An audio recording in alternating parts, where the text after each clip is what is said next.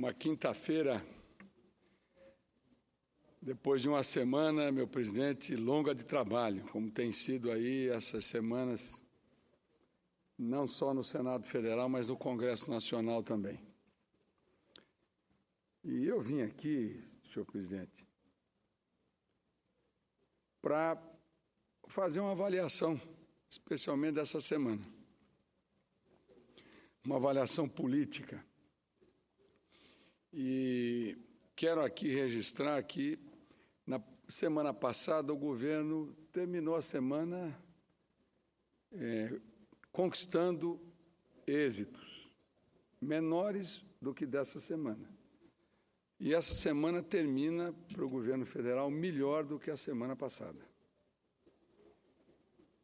E por algumas razões que o Brasil inteiro acompanha e a própria mídia também, acredito que as sessões do Congresso, na terça, na quarta-feira, sessões tensas, extensas, eu acredito que o Congresso deu uma resposta àqueles que apostavam no pior. Primeiro, mantendo os vetos da presidenta Dilma. Vetos que representavam as famosas pautas-bomba, com impactos financeiros, econômicos e de credibilidade com relação ao nosso país e com desdobramentos nos estados incalculáveis. Os vetos foram mantidos e, para ser justo, 2 vetos, senador Donizete, que não foram confirmados e 2 vetos, com todo respeito, que não preocuparam e de certa maneira, não representam qualquer tipo de dificuldade ou problema para o governo. Uma questão dos 15 dias, que era o prazo daquele projeto do senador Serra, que o governo vetou, no meu ponto de vista, desnecessariamente, e o veto caiu ontem. E outro tema que, para mim, o governo não tem que se envolver, que é a reforma política, que é a impressão do voto. Isso foi vetado, mas a gente entende as razões do veto, né? Evidentemente, há uma explicação, nesse caso, compatível do governo em função das posições do judiciário, no que se refere à impressão do voto, mas o resultado foi muito favorável, muito favorável. E importante também, nós votamos até o PLN 4. E eu quero registrar aqui um dos PLNs, a questão do Aeros, um drama que se estende há muito tempo dos funcionários da Varig. E quero aqui cumprimentá-los por todo o trabalho que fizeram, com dignidade, dialogando com os senadores e as senadoras e tendo um comportamento exemplar aqui, na busca de um pleito justo. E os outros PLNs liberando recursos principalmente de restos a pagar, nos municípios, nos estados. Portanto, isso é de extrema relevância, presidente. Quantas prefeituras estão sofrendo?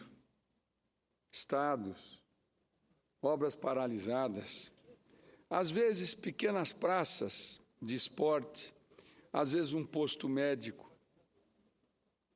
obras de impacto financeiro menor, mas com um impacto social intenso. Ontem, com a aprovação desse PLN, que passa de R$ 1,5 bilhão, nós vamos ter condição de liberar esse recurso para as prefeituras e para os estados brasileiros. Isso é muito importante também. Nós deixamos para a próxima semana, na terça-feira,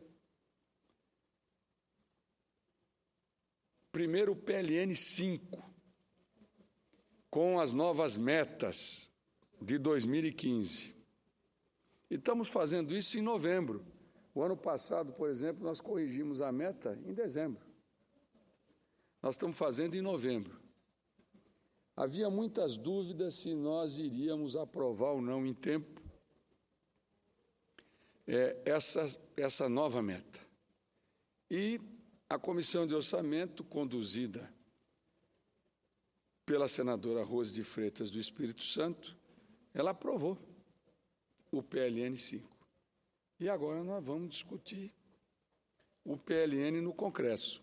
Claro, sabemos das dificuldades, mas é importante que o Congresso aprove o PLN 5. Ajusta as nossas contas no exercício de 2015. E, ao mesmo tempo, senhor presidente, nós temos a LDO de 2015 e a LDO de 2016. Quer dizer, uma pauta econômica extremamente relevante.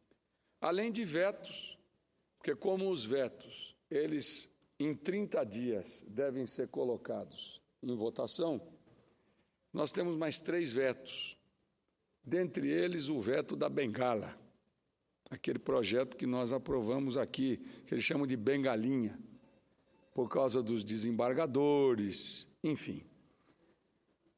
Portanto, nós temos muito trabalho na semana que vem, na terça-feira, na reunião do Congresso, às 19 horas. Não podia deixar aqui de destacar, senhor presidente, a postura do senador Renan Calheiros, que foi incansável na condução dos trabalhos do Congresso, democraticamente, dando a oportunidade para que todos falassem, dessem as suas opiniões sobre os projetos que estavam sendo votados, com um espírito republicano, de uma forma transparente e, acima de tudo, com uma paciência inesgotável. O presidente Renan teve um comportamento, como tem tido, aqui, inclusive no plenário do Senado, com a sua forma de fazer política. Costumo dizer que o senador Renan é o rei da moagem, porque o senador Renan faz política 24 horas por dia, dialoga, conversa com todos. Senadores e senadoras de oposição, senadores e senadoras da base. É assim que a gente faz política. E é assim que o Senado está avançando muito numa agenda chamada Agenda Brasil. De certa maneira, separando aí situações difíceis que o Congresso vive, com uma pauta, olhando o país, de compromisso com o Brasil, independentemente das disputas políticas. E não podia deixar de destacar também o próprio papel da oposição, que, entendendo o momento e sabendo que numa disputa fratricida entre os partidos, entre o partido do governo e o principal partido da oposição, não vai nos levar a nada, a absolutamente nada, porque o desgaste, não se iludam, o desgaste é de todos. Não é só o desgaste do PT e de partidos aliados, mas também desgaste dos partidos de oposição. O risco de surgir um outsider, um aventureiro, alguém que não tem compromisso com política e com partido é muito grande. E nós temos responsabilidade com os nossos estados e com a nação. Portanto, o Congresso está respondendo, trabalhando nessa pauta mínima, importante. Há 1 mês e meio atrás, 2 meses atrás, ninguém acreditava que nós fôssemos debater a DRU. E a DRU está caminhando. As medidas provisórias as medidas econômicas encaminhadas pelo governo tramitam, com as dificuldades naturais, tramitam. Nós vamos ter uma grande discussão, que é a discussão da CPMF, que é uma discussão importante, que é uma discussão difícil, polêmica. Eu já participei desse debate anteriormente, aqui mesmo, como senador da República nos idos de 2007. Mas a realidade é que essa pauta mínima ela começa a caminhar com o diálogo entre o governo e a oposição. Todos nós entendendo que nós temos que entregar ao país projetos importantes. Os projetos que estão na Agenda Brasil, muitos deles polêmicos, que talvez a gente não consiga aprovar, mas que é fundamental que se debata democraticamente, que se discuta esse tema. Nós, essa semana, tivemos uma audiência pública com a presença até do ministro Levi, que se autoconvidou, e também de técnicos da Secretaria do Tesouro, do Ministério do Planejamento de Universidades, para discutir o projeto de resolução 84 do senador Serra, do limite da dívida. Uma discussão riquíssima, sob o ponto de vista técnico, né? O senador Lindbergh foi o autor do requerimento dessa audiência pública. Então, esse é um tema extremamente relevante e que merece uma discussão aprofundada. Um outro projeto que eu gostaria de destacar é o Estatuto das Estatais, sendo conduzido pelo senador Tasso Gereissati, com equilíbrio, com bom senso, com serenidade. Senador, Vossa Excelência me concede uma parte? Pois não. Eu estou querendo... Uma honra muito grande, senador. Senador Delcídio, parabenizar Vossa Excelência e parabenizar a articulação política do governo. Faz muito tempo que a gente não vê o governo tendo vitórias aqui no Congresso Nacional. Eu queria destacar, em especial, o papel do ministro Jacques Wagner e do ministro Bezoini, que estão introduzindo uma nova prática, retomar o diálogo no Congresso, com parlamentares de diversos partidos, da situação e da oposição, porque Vossa Excelência pontuou muito bem. A oposição sentiu o peso daquela pesquisa do IBOPE, que fala da rejeição de todos. Rejeição do senador Aécio é 47%, rejeição da senadora Marina, 50%, rejeição do governador Alckmin, 52%. Então, não é só o PT que enfrenta uma crise de popularidade. E aquele tensionamento, fla-flu aqui, a oposição atrapalhando a governabilidade, só falando de impeachment, com certeza, aquilo pesou nessa avaliação. Mas o ministro Wagner e o Bezoini entraram numa situação de dificuldade para o governo e a gente está fechando o ano com vitórias importantes. A vitória ontem na votação do Congresso Nacional, na terça-feira, a votação da repatriação. Tenho certeza que na próxima semana nós vamos aprovar a LDO e o PLN 5, que é a mudança da meta fiscal. Então, eu estou num momento aqui festejando e parabenizando o governo por essas vitórias. Agora, senador Delcídio, a minha preocupação qual é?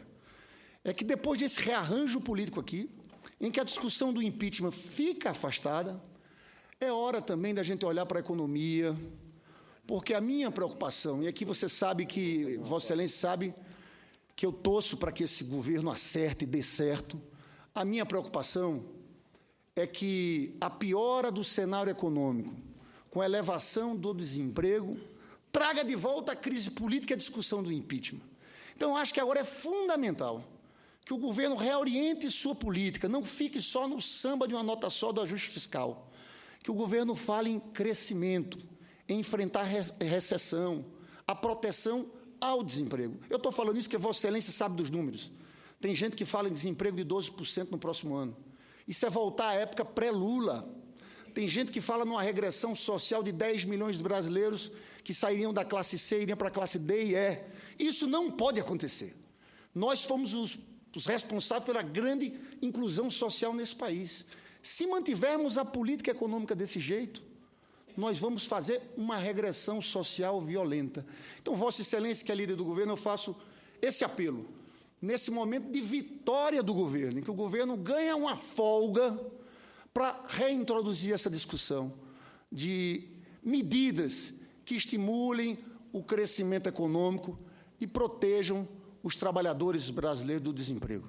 Mas Vossa Excelência, em especial, está de parabéns essa semana. Nós passamos um ano aqui, nós somos da base governista, em extrema dificuldade, em especial na Câmara dos Deputados, e essa semana e na semana passada, nós voltamos a ganhar votações e acalmamos o clima político. Agora temos que nos dedicar à economia. Muito obrigado, Vossa Excelência. Muito obrigado, uma honra, senador Lindbergh, e o diagnóstico de Vossa Excelência é absolutamente pertinente e eu, pessoalmente, estou absolutamente de acordo com as observações que Vossa Excelência fez. Meu caro senador Donizete. Senador Delcídio, obrigado pela parte. O Bill Clinton veio para o Brasil e eu fui para os Estados Unidos. Passei a semana lá. E, para colaborar com o discurso, para dizer da oportunidade que eu percebi, do sentimento lá fora, sobretudo nos Estados Unidos, porque nessa viagem que eu fui para articular algumas coisas para o estado do Tocantins, eu fiz 11 reuniões com fundos de investimento, fundos de pensão, com empresários diversos setores, e eles estão entendendo que é oportunidade de investir no Brasil. Ainda tem uma sombrazinha de dúvida na crise política, que, em sendo superada, o Brasil vai receber investimentos do mundo. Por quê? Não é de graça. Ora, se em 2002 nós tínhamos uma relação dívida-PIB de 118%, se em 2002 nós tivemos que fazer um empréstimo, senador Amano, no Fundo Monetário Internacional, para cobrir um déficit na nossa balança de 4 bi, terminamos o ano com 36 bi de saldo na balança por causa do empréstimo. Então, nós estávamos devedor. Hoje nós temos uma reserva de mais de 370 bilhões. Então, nós não estamos sendo vistos como um momento de oportunidade agora, de graça. Nós estamos vendo porque nós temos condições e fundamentos econômicos que permitem eles fazerem essa análise. Às vezes nós não vemos. Ou não queremos ver, ou não vemos. E aí, penso que essa semana e a próxima é vital para nós na superação desse momento da crise política e avançar.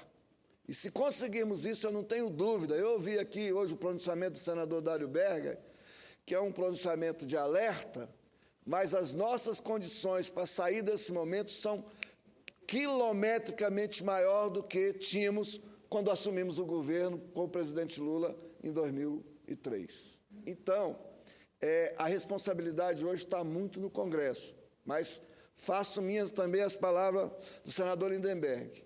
Nós precisamos reorientar nossa política de juros. Eu não entendo bem dessas coisas, mas eu não entendo por quê, porque nós não temos uma inflação de demanda.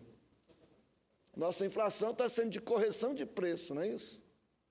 Então, nós não precisamos ficar com esse juro estratosférico do jeito que está hoje. Mas eu venho dos Estados Unidos, vou voltar em março com a missão do Estado do Tocantins, nós vamos fazer a Semana do Estado do Tocantins lá na Câmara do Comércio Brasil e Estados Unidos.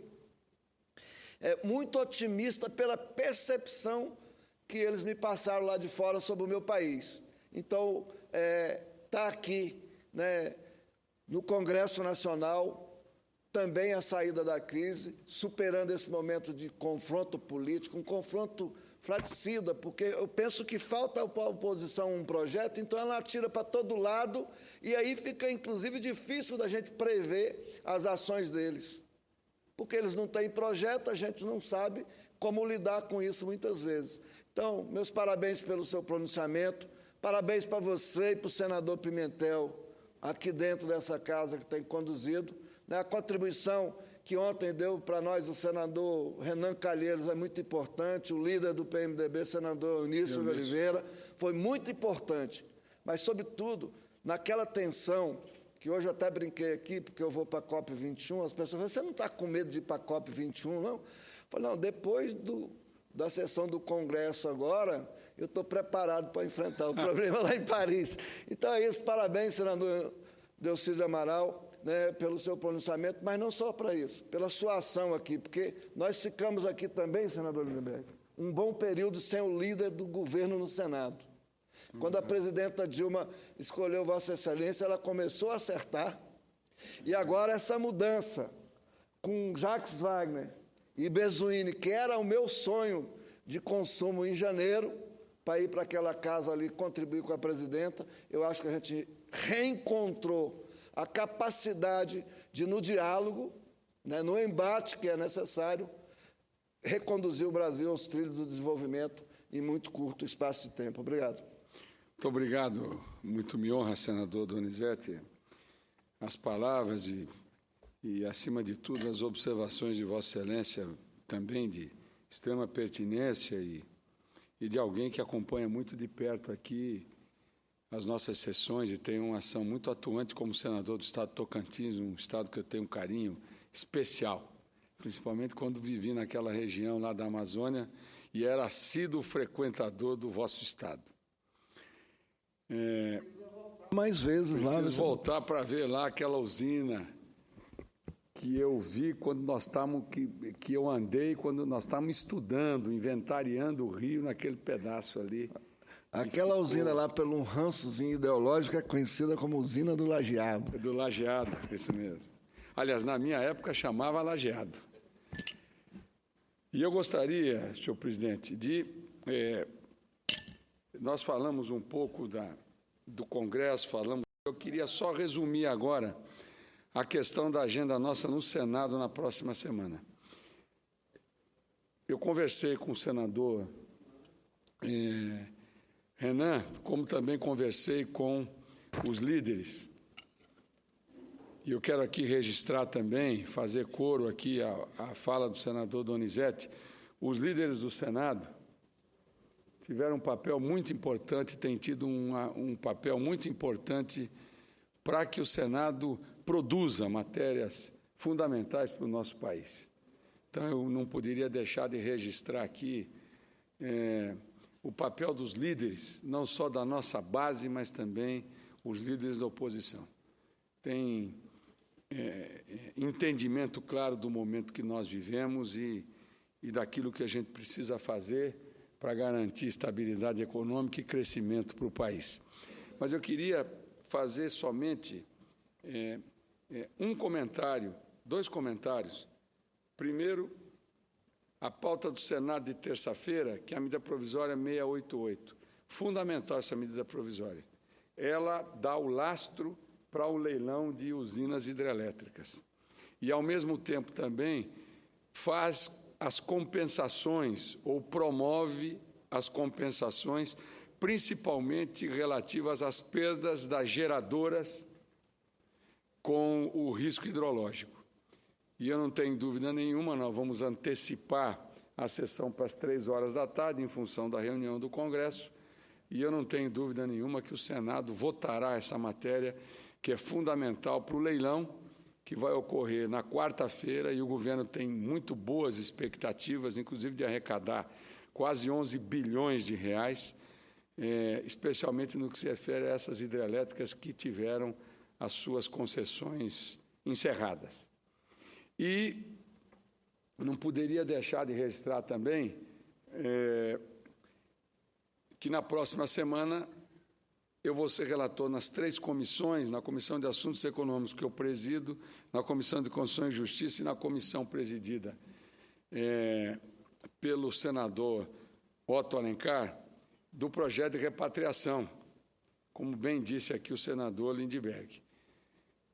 Esse projeto é um projeto importante em função de tudo que está tramitando no Congresso. Talvez é aquele projeto que vai representar uma entrada de recursos em grande volume, porque hoje o momento é especial. Eu trabalho com isso há mais de 5 anos, 6 anos, e hoje, em função do FATCA, hoje, em função da própria OCDE, ninguém vai conseguir, presidente Eumano, ter dinheiro lá fora, porque nesses acordos, qualquer autoridade dos países da Comunidade Econômica Europeia, dos Estados Unidos, eles abrem as contas para o país detentor da cidadania do correntista. Portanto, aliás, do cidadão que é correntista nesses bancos. E esse dinheiro é um dinheiro novo, que não é imposto novo, não é nada. Ou seja, é injeção na veia, não só para as contas da União, mas para as contas dos estados e municípios. Agora, evidentemente, que o texto que veio da Câmara não é o texto que nós discutimos no Senado. Então, nós vamos ter que promover aperfeiçoamentos no texto e procurando fazer emendas de redação e evitando que esse projeto retorne à Câmara. Agora, evidentemente, senhor presidente, se eventualmente nós fizermos modificações de mérito, nós vamos dialogar com a Câmara, para que realmente o texto que a gente venha a votar no Senado seja mantido na Câmara. Até porque há uma preocupação grande com a questão da segurança jurídica, porque alguém que tem recurso lá fora só vai internalizar o recurso se tiver segurança jurídica. Se ele verificar que é um projeto que a turma vai apurrinhar a vida dele, ele não vai trazer o dinheiro e vai aportar esses recursos em outros locais. E eu não podia deixar também, senhor presidente, aproveitando essa oportunidade, de falar do ICMS, que o projeto que saiu daqui, ele atrelava parte desse recurso ao ICMS. E a maior reforma tributária desse governo, ou de vários governos, é a reforma do ICMS. É a unificação da alíquota interestadual do ICMS. Porque isso representa um grande avanço. Isso é 70% da reforma tributária, senador Lindbergh.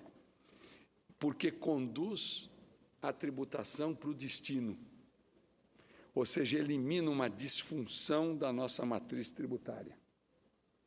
E eu vejo hoje o projeto de comércio eletrônico de minha autoria, ele está mudando completamente, senador Lindbergh, o fluxo entre os estados. Porque, apesar de uma transição de 5 anos, ele remete a cobrança do ICMS para o destino. Portanto, essa sim é uma grande reforma com um efeito multiplicador na economia extraordinário. Então, nós vamos ver como fazer uma composição no sentido de incluir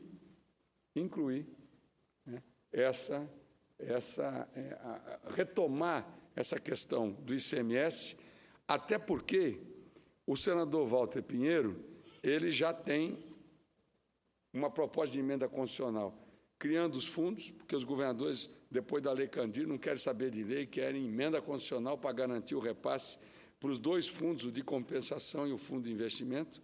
E nós temos uma resolução pronta também, a famosa resolução número 1 que eu apresentei quando eu fui presidente da Comissão de Assuntos Econômicos e depois o senador Lindbergh me assumiu a presidência depois de mim, e a gente vem debatendo esse tema desde lá de trás, desde 2011. Portanto, esses projetos vão ser... Esse é um projeto relevante, importante, e nós temos que fazer um bom trabalho para que ele surta, que ele traga resultados rápidos, porque em função até do dinheiro que vier a ser regularizado, isso pode mudar muito essas medidas, inclusive, de aumento de carga tributária, dependendo dos resultados. E, por último, para não falar só que falei de flores, para não dizer que só falei de flores, eu acho que essas votações do Congresso elas servem de alerta para o governo também. A nós surpreendeu o comportamento de algumas bancadas, cujos partidos têm ministérios e que, surpreendentemente, algumas dessas bancadas tiveram um desempenho muito aquém do que se esperava de alguém que participa de um governo de coalizão e de alguém que ocupa ministérios importantes. Alguns deles, ministérios de porteira fechada, ou seja, com o ministro indicando toda a estrutura de baixo. Então, eu acho que esse é o alerta que o governo precisa ficar atento. Sei que o ministro Wagner e o ministro Bezoini estão muito atentos nisso, acompanham essas ações muito de perto, mas, apesar das vitórias e de uma semana muito favorável ao governo, ficaram alguns sinais que nós não podemos esquecer e muito menos subestimar. Portanto, senhor presidente, era isso que eu queria registrar.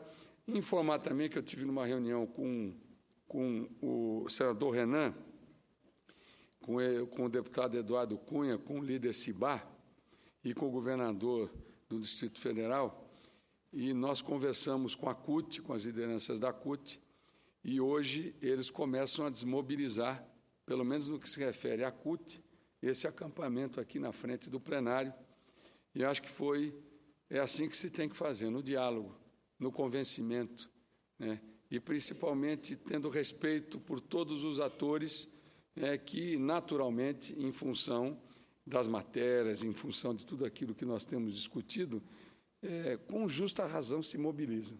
Então, isso foi anunciado agora à tarde pelos dois presidentes, pelo presidente do Senado e presidente da Câmara. Foi anunciado o quê, senador Decídio? A desmobilização de parte desse acampamento aqui na frente do Congresso. Evidentemente que esse acordo, ele é um acordo que se iniciou com a CUT, ele não é de caráter geral, mas eu considero um grande avanço e dentro do diálogo, dentro de uma postura democrática de todos os lados. Senador Delcídio, só um pequeno parte aí, claro. Encerrando. Novamente, o que aconteceu ontem na Marcha das Mulheres Negras foi algo muito sério. Houve tiros de pessoas que estão participando desse acampamento. Hoje fizeram uma entrevista coletiva, que foi uma entrevista coletiva chocante eles lá. Eu vou citar aqui algum trecho em que um representante